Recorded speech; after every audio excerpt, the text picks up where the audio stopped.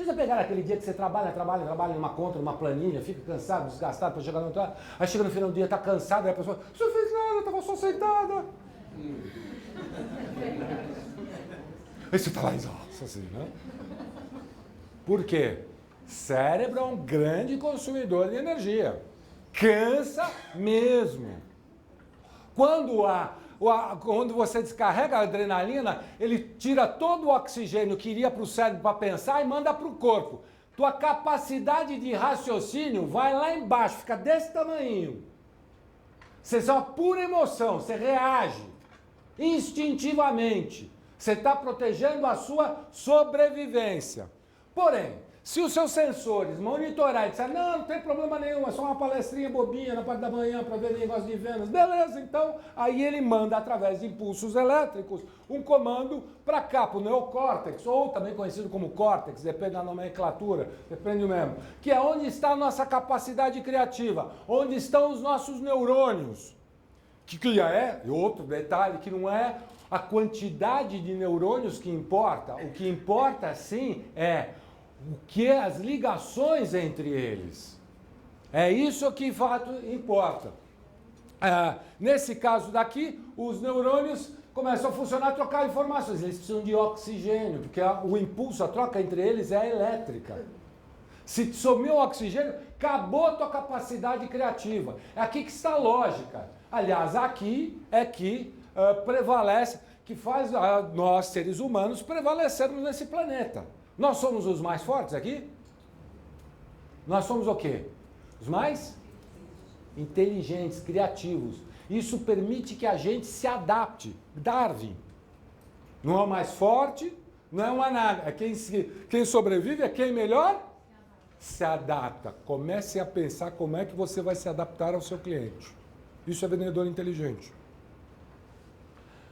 Aqui, que tal o jogo? Muito bem. Quando entra um cliente na sua... Para continuar o raciocínio e fechar essa lógica, isso é um fundamento básico aqui. Por que vocês trabalham? Para garantir o quê? Sobrevivência. Como é que a empresa reconhece isso no final do mês? Salário. Din-din. O faz-me rir, não é isso? Legal. O teu cliente, quando entra na loja, onde você vai mexer nele? No bolso, no quê? Sobrevivência. O que ele faz? Não, vai fundo. Se acabar do lado do bolso direito, tem mais no bolso esquerdo. É assim que ele faz, não é isso? O que ele faz? Trava. Essa pessoa está querendo enganar e está querendo mexer na minha sobrevivência. Por isso que todo mundo tem tanto apego ao dinheiro. Mesmo que o cara tenha muito, ele sempre vincula dinheiro com sobrevivência.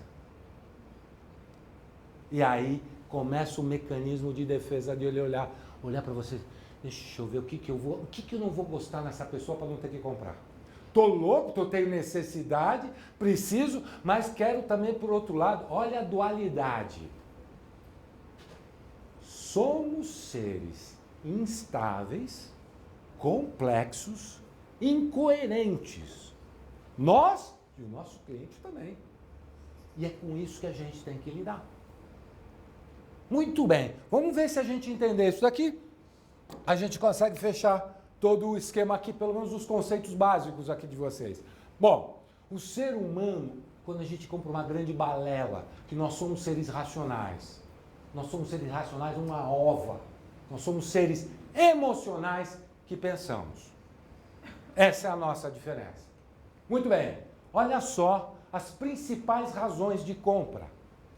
Confiança, atendimento, variedade, indicação, facilidade de pagamento, preço e pós-venda.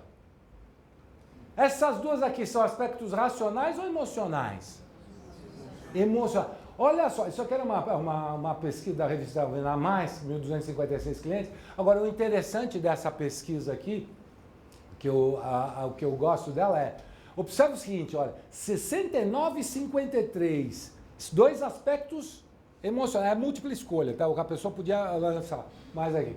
Depois disso, ó, 32, lá atrás, quase uma volta atrás, variedade. Olha aqui, 28%, 28% de indicação, emocional ou racional? Emocional, eu quero segurança. Se eu cair num conto do vigário, eu não estou caindo sozinho. É isso que está pensando. Quando alguém vai indicar, quando alguém te indica alguma coisa, o que você faz? Bom, pelo menos se eu dançar, alguém já dançou junto. E eu já vou ter que encher o saco depois. Facilidade de pagamento. Famosas Casas Bahia, né? Importa mais a prestação do que o valor final. E pós-venda. Então, gente, e a maioria dos vendedores ainda acha que o que vende é preço. Será que isso é verdade mesmo? Bom, relacionamento com o cliente é uma questão técnica, racional ou emocional? É muito mais emocional do que técnica e racional. Porém, temos que saber a técnica. Isso aqui é que nem um prédio. A parte técnica, racional, é a fundação disso. É onde você monta a tua estrutura para levantar o prédio. E essa tem que se gastar muito tempo. Você vai ver, começa um prédio novo, durante um ano você não vê nada, só vê tapume. Entra caminhão, sai caminhão, vai caminhão, lá. De repente começa a montar a primeira laje, aí vai embora. Você fala, nossa, saiu da noite pro dia. Em menos de um ano os caras põem um prédio de 25 andares. Mas ficaram um ano lá cavando estrutura. Aquela é a parte técnica, racional. Importa, pesa sim. Só que quando alguém vai comprar um apartamento, ele vai chegar lá e falar assim, por favor, me dá a planta aqui das fundações, deixa eu saber o tipo de ferro que vocês usaram, deixa eu ver o cabeamento, a bitola dos fios. Alguém faz essa compra? Alguém faz assim? O que ele faz? Ai, que linda essa varandinha! Ai, esse azulejo do banheiro tá uma graça! Olha o acabamento. É ali que é a parte emocional. Vendedor tem que saber, claro, técnica. Tem que ter um profundo domínio da parte técnica. Mas tem que saber também lidar com a emoção, porque é ela que de fato faz vender. Então, vamos falar um pouquinho da preparação. Vocês conhecem alguma coisa na vida que alguém pode se dar bem sem estar bem preparado? Alguma atividade humana, falar, eu vou me dar bem, vou ser campeão sem preparação nenhuma, conhece? Tem sempre um engraçadinho que fala sexo, mas nem isso hoje em dia. Bom, podemos considerar, vamos lá, pergunta agora sim. Esse mecanismo que eu tenho, um cliente aqui num estado emocional, do lado de cá, um vendedor no estado racional. Como é que vai funcionar o mecanismo? O vendedor sai daqui da posiçãozinha dele racional, vai até lá, desarma o mecanismo de defesa emocional do seu cliente, pega ele pela mão e fala, vem comigo. Para fazer isso, tem que existir uma coisa chamada confiança. Nós já vamos ver um pouquinho mais à frente como é que funciona isso. Mas este caminho que ele vai fazer não é sempre o mesmo. Ele vem até aqui, desarma, pega o cliente e leva até a solução final para depois dar o preço. Não é isso? Não se repete toda hora? Não é? Então venda não tem sempre um começo, meio e fim? Tudo que é aquilo que tem um começo, meio e fim, não pode ser considerado, podemos montar um processo em cima disso? Sim ou não? Sim. E o que é processo? É o modo pelo qual as coisas são feitas, né? Sim, Luiz, perfeito, mas é isso aí, eu diria que você fez uma descrição intuitiva, um pouquinho mais agora para todo mundo pegar. Alguém falou aí? Uma sequência, alguém falou? Uma sequência de etapas. Eu posso trocar essa sequência de etapas? Eu posso fazer de qualquer jeito ou ela tem uma ordem? Se eu trocar em algum momento a ordem, o que acontece? Eu chego no mesmo resultado? Isso, então é isso aí. Se eu trocar a ordem das etapas, eu já tenho o que é chamado de desvio. Processo é uma sequência sistemática de etapas e ela tem que ter um objetivo. Um dos processos mais bem feitos, mais bem consagrados do mundo é o Big Mac. Qualquer lugar que você vê aquele baita M, você vai chegar lá e pedir. Qualquer lugar, eu estou falando do planeta Terra. Você olhou aquele baita M, entra lá embaixo e vai dizer assim, um Big Mac. Adivinha o que você recebe? Big Mac. 2 hambúrgueres, alface, como é que é? Molho especial, todo mundo sabe a Se trocar qualquer coisa disso no caminho, você já recebe outra coisa. Já não é mais o Big Mac. Então, a venda é um processo. Tem começo, meio e fim, se repete. E aí, o que é um processo? É uma sequência sistemática de etapas com um objetivo. Qual é o nosso objetivo? Vender. E o que é vender mesmo? Arte. Já esqueceram, acabei de falar 5 minutos atrás, tá vendo? Vamos lá. É a arte de explorar as necessidades do cliente. Como é que a gente faz isso? Gente, esse é o patrimônio da palestra de hoje. Vocês têm que sair com isso na ponta da língua. O resto tudo é figuração. Mas isso vocês têm que sair daqui pilotando. Beleza. Vamos lá. Vamos falar um pouquinho sobre o processo de vendas. Então, o processo de vendas começa na conceituação do que é vender. Essa é a parte racional. Aí é preparação. Que preparação? Psicológica, física, meu marketing pessoal, como é que o cliente vê. Vocês começam a vender na hora que o cliente olhou para vocês, começa o mecanismo de venda. E hoje em dia nós vivemos uma era imagética. A apresentação, a nossa imagem é fundamental. Então tem preparação física e a preparação, que alguém mencionou aqui na frente, foi seu nome, foi você, técnica, né, que você falou aqui, não foi? Preparação, desculpa, seu nome é? Fernanda, que a Fernanda mencionou. Preparação técnica. Dominar, conhecer profundamente o produto é obrigação básica. Legal. Depois disso, já que vender é saber perguntar, a gente começa a fase exploratória ou fase de sondagem. Perguntas para o cliente, abertas e fechadas. Quando a gente faz, por que faz, como faz. Qual pergunta, quando você faz, por que você faz. Isso é explorar a necessidade do cliente. Como é a arte. Necessidades. Nós vamos explorar a necessidade. O cliente tem 2 tipos de necessidades, sensíveis e latentes. Uma que ele conta para todo mundo. Que ele conta para o concorrente A, B e C. Todo mundo sabe. Agora, essa que faz a diferença? Ele faz a diferença, está naquela chamada latente. Aquela que ele não conta para ninguém. Só conta para você se você souber perguntar. Exatamente. Aí a gente vai para a fase discursiva, que é finalmente aquilo que todo vendedor achava até então que era vender. Falar do produto, discursar o produto. Olha só, já teve 3 fases antes disso daqui, e aí começa a discursiva. Normalmente, quando o cliente começa... Desculpe, quando um vendedor começa a falar do produto, significa que ele já está perdendo a venda de cara. O cliente pergunta, que legal isso. Fala, deixa eu falar, ele é feito em couro, ele é feito de... Pronto, você já perdeu a venda. Vamos perguntar assim, é para o senhor? É para a sua casa ou para o seu escritório? Você entende por que o que chamou a atenção nisso? Aí começou a vender. Aí tem venda. Começou a discursar, isso é um paradigma terrível para a gente quebrar. Porque na nossa cabeça sempre foi vender é saber falar sobre o produto. É discurso. Muito bem. No meio do discurso, se você foca nas necessidades do cliente com o discurso. Tem a capacidade. Discurso também tem um macete aqui. Tem um macete fundamental, aliás, fantástico. Aqui que é um aspecto emocional, que é a hora que você vai dizer para o cliente assim, eu gosto de você. Sem ser piegas, óbvio, né? Você vai chegar para o cliente, eu te amo. Sabe como é que você faz isso? Inconscientemente. E olha, eu estou falando inconsciente. Nosso cérebro é um processador, como se fosse um computador.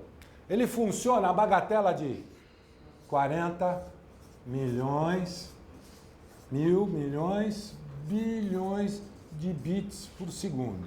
Como se fosse um computador a 40 giga. Legal. Dos 40 bilhões de bits por segundo, sabe quantos que a gente tem consciência, de fato a gente lida?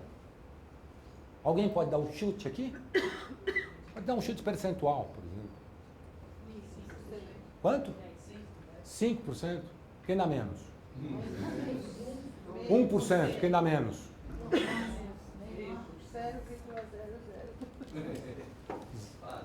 Quantos zeros?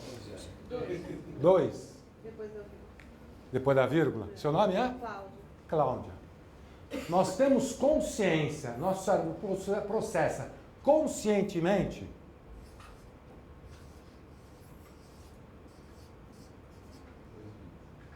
Se você fizer uma continha aqui, é assim, ó.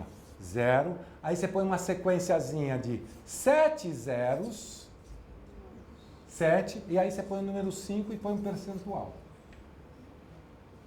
Isso é o nosso consciente. O resto, isso não quer dizer que a gente não tenha percebido a coisa não, hein? Principalmente mulher. Você apresenta um amigo para uma namorada, para a esposa, aqui, esse é meu amigo. Uhum. Sai daí e vira as costas, cafajeste. Não, gente finíssima, recomendo, cafajeste. Aí depois você toma uma volta do cara, aí você toma aquele maldito dedinho, seguido de uma frase que vocês soubessem como nós homens gostamos dessa frase. Ela chama-se Eu Não Disse. Como é que ela pegou isso? Aqui ou aqui? Lá em cima. É o inconsciente. Não pensa que o cliente também não trabalha com isso, não. Trabalha e trabalha muito com isso aqui. O inconsciente. Aqui tem um macetezinho. Você dizer para o cliente, trabalhando lá no inconsciente dele, dizendo assim para ele, olha como eu gosto de você, sabe qual é? Repete tudo que ele falou aqui. Quando você perguntou, ele te deu uma série de respostas? Repete, porque isso significa que você estava atento a ele. Aí a pergunta simples, quem é que fica atento a vocês? Quem é que presta atenção em vocês? Quem gosta de vocês. Você está um dia de mau humor, entra em casa, é o porteiro que vê? É o garagista que vê? Não. Quem é a primeira coisa? É o marido, a mulher, a esposa, é o filho, alguém que tem uma relação afetiva. Quando você repete tudo que você falou para o seu cliente, no inconsciente dele diz assim, essa pessoa gosta de mim, deixa eu gostar dela. Porque na vida tudo é via de duas mãos, sabe? Você vai e volta. Legal. Para a gente continuar aqui. Na fase discursiva, pode gostar ou não gostar. Se gostou, ele pega e dá um sinal de compra. Qual o sinal de compra mais clássico que existe? Quanto custa? Esse é o sinal clássico de compra. Como pode pagar? Qualquer pergunta de interesse. Tem outras cores? Vocês entregam no interior? Vocês cobram frete? Isso é pergunta de interesse. Que às vezes nós, brasileiros, temos muita dificuldade de decodificar. A gente confunde muito sinal de compra com objeção e objeção com sinal de compra. Por outro lado, se ele não gostou, ele pode levantar objeções. Aí você tem que superar a objeção para chegar para o financiamento e fidelização. Deixa eu falar você, o que vocês entendem por fidelização? É aquele cliente que volta sempre para comprar? É isso? Isso não é fidelização mais, não. Isso é obrigação. Fidelização é você pegar o seu cliente e torná-lo seu vendedor. Isso é fiel. Isso você fez um cliente fiel. Ele sair daqui e falar assim, nossa, comprei, você precisa ir naquela loja falar com aquele cara, ou com aquela pessoa. Isso é cliente fiel. Isso é um processo de fidelização bem feito. Fazer o cliente depois voltar na loja para comprar de vocês, desculpe, isso é basicão, é que nem conhecimento de produto. Obrigação. Legal. Para a gente levar um patrimônio aqui, eu acredito, na minha opinião, na minha visão, o ponto mais crítico disso aqui é aqui, ó, superar a objeção. É onde se revela de fato o vendedor. Porque aqui precisa de um controle emocional, uma inteligência emocional muito grande, um controle da ansiedade muito grande, um conhecimento, uma bagagem técnica muito grande, uma prática de saber como vai superar essas objeções. Dê uma gentileza. Wagner, abre para mim enquanto eu estou aqui, abre. Precisa ter muito controle. Aqui é que se revela o vendedor de fato. Então, por conta disso, eu vou... Como é que estamos de tempo, hein? 9h30. 9h30? Agora? Ixi, então vamos dar uma voada. Olha legal, olha aqui. Objeção. Como é que é a objeção? Principais motivos. Insegurança do comprador, falha no processo de venda, o interlocutor na decisão. Quantas vezes vocês estão vendendo malho, aí a pessoa fala, legal, eu vou depois chamar meu marido então para você. Ou quer levar mais vantagem na negociação. Isso quase não ocorre aqui, isso é só na Finlândia, mas já just in case, né? A gente põe aqui também. Ninguém. Acho que vocês nunca pegaram um comprador que quer levar mais vantagem, né? Ah, ainda bem, obrigado, ok. Mas caso venha algum finlandês que eles estão expandindo muito, vocês já sabem como é que conduzir isso aqui. Então, tipo de objeção. Primeiro, a objetiva, aquela que o cliente vai direto ao ponto. Esse imóvel está muito caro. Está sendo direto, falou pronto. É a principal objeção que existe. E aí, a subjeção tem a objeção subjetiva, aquela que ele fala, eu acho que esse produto está muito caro. São coisas diferentes. No primeiro assunto, na objetiva, deixa eu perguntar, a objeção é uma questão emocional ou racional? Quem acha que é racional? Quem acha que é emocional? Ela é emocional. Ela é emocional. Ele está inseguro. Tem alguma coisa que não gostou. Alguma coisa está errada no caminho. O que ele faz? Levanta o mecanismo de... Começa a jogar adrenalina, aquelas primeiras piscadinhas. Assim, ele já... Qualquer coisa que você contra-argumento com ele vai ouvir? Ele está surdo, ele vai estar defesa. Então, a primeira coisa que a gente tem que fazer na objeção, o que é? Desarmá-lo. Como é que a gente desarma? Concordando com ele. Levanta. Esse imóvel está muito caro. Concordo com o senhor. Como? Ué, está querendo me vender? E está achando, concordando comigo que está caro? Ele vai abrir os ouvidos para te escutar. Aí você tem um pequeno discurso que você vai fazer dizendo, olha, entendo porque que você acha que está caro. Você não fez um monte de pergunta lá atrás? Então você sabe o que dizer para ele. Ah, chega lá e fala, não sei, me coloco no seu lugar, você faz o processo de empatia. Prova para ele que efetivamente você sabe o que está se passando com ele. Você não está concordando só por concordar. Aí ele deu aquela desarmada meia boca, aí ele finalmente dá uma desarmada total. Ele se rende. Quando ele se rende, aí ele levanta os ouvidos. Ele sai do límbico e vai para o córtex. Sai do emocional e vai pro racional. Aí sim você pode argumentar que ele está te ouvindo. Então, continuando aqui, você tem um novo processo com 3 etapas. Primeira etapa, segunda aqui, desarme o seu locutor concordando com ele. Empatia, faça um breve discurso colocando-se no lugar dele. Endosse seu ponto de vista. E terceiro, finalize com uma contrapartida em forma de compensação.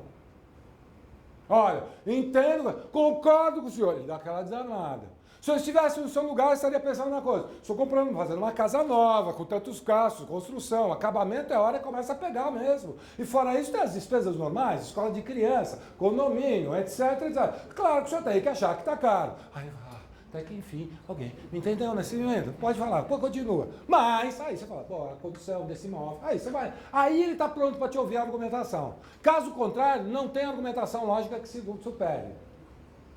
Segunda, se for uma subjetiva, você já entendeu como é que faz a objetiva, não é? Os 3 pontinhos lá. Concorda, ele desarma, se coloca no lugar dele empatia, e a terceira, a contra-argumentação. Se for subjetiva, como é que você resolve isso?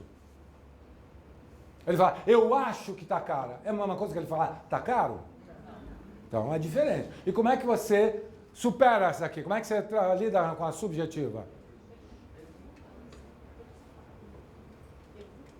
Transforma ela em objetiva. Você não sabe lidar ela com a objetiva?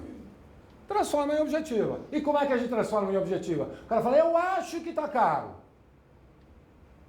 Eu acho que esse troço está muito grande. Eu acho que isso aí não estraga rápido. Perguntando, afinal de contas, qual é a ferramenta de trabalho do vendedor? Pergunta. Aliás, o que é vender mesmo? Ficou bom, hein? Como a gente faz isso? Legal. Muito bem, é assim mesmo. Perguntando. Que pergunta que a gente faz? Pode ser por quê, o fundo é por quê, mas aí é aquela história da arte. Em que aspecto que o senhor acha? Não? Por que você acha que está caro? Você vai delicadamente. Que aspectos que o senhor... Comparando, deixa eu entender melhor o senhor, deixa eu ajudá-lo. Me explica aqui, por que o senhor está vendo? Por que o senhor achou que é complicado? Por que o senhor achou que deteriora? Aí faz a perguntinha, né? Aí entra a arte. Né? Olha, Ministério da Saúde adverte, 90% das vendas perdidas estão aqui. Isso é coisa de estatística americana. O americano adora quantificar tudo, né?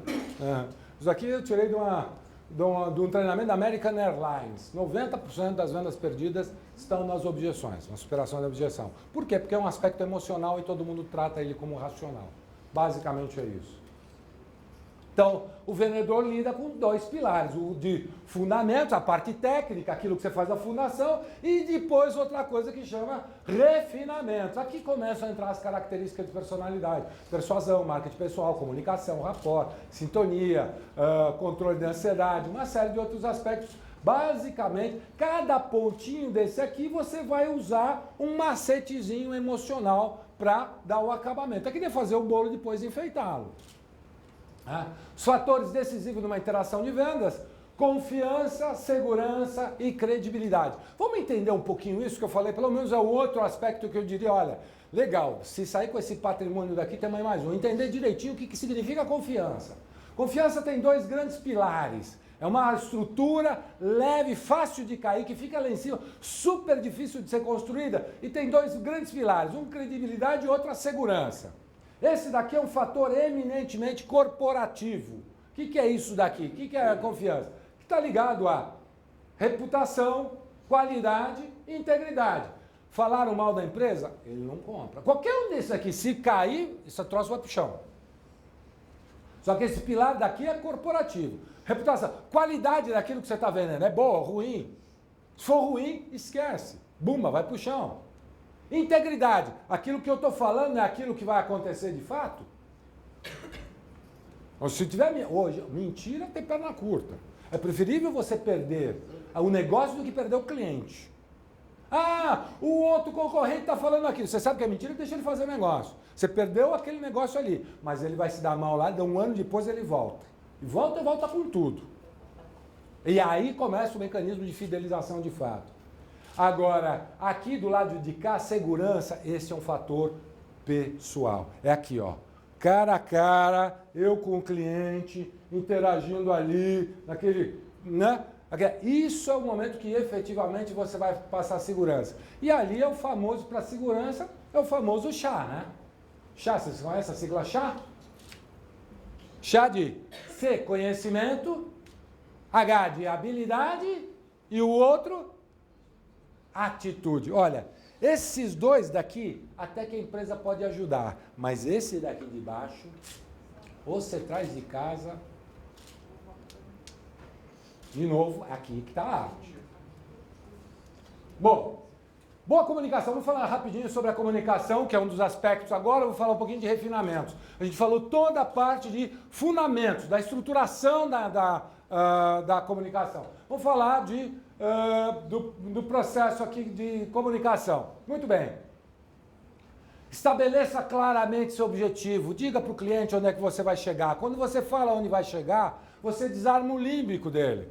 Você fala, cliente, eu vou falar para o senhor o que é que significa essa estrutura de madeira dessa mesa daqui, que o senhor entenda direitinho. E aí você começa a falar. Se você começar a falar sem dizer para ele, sem falar nada, o que é que você vai estar falando, o que acontece? Ele fala, essa pessoa está querendo me enrolar. Ele está lá no límbico, ele está no emocional. Está me enrolando. Onde é que ele vai chegar? Vamos só ver onde ele vai. Ele não presta atenção no que você está falando. Ele está querendo saber onde é que você vai chegar. Lembra? Vendedor é o cara que tem a maior forma de enrolão na vida. Suponha que sua mensagem não será entendida. Silvio Santos. Fala pelo menos de 2 a 3 vezes a mesma coisa de maneira diferente. Por isso que ele tem público de A a Z.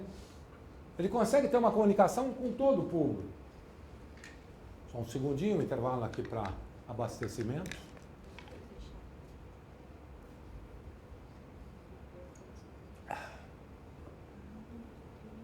Aqui está esquentando. Pronto.